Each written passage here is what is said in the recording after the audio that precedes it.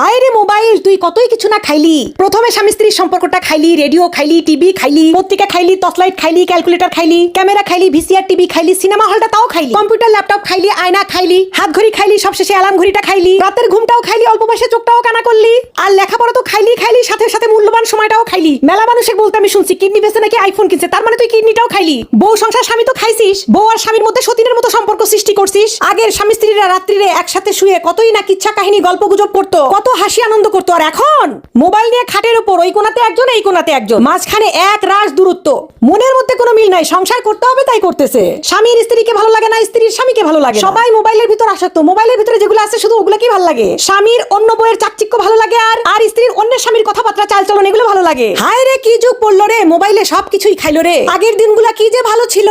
আগে স্বামী স্ত্রীর সম্পর্ক দেখলে বুক ভরে যেত। আমাদের নানি দাদিরা যে আছে তাদের ভালোবাসা দেখলে এখনো মনটা ভরে যায়। আর আমাদের মধ্যে খালি মারামারি ফাটা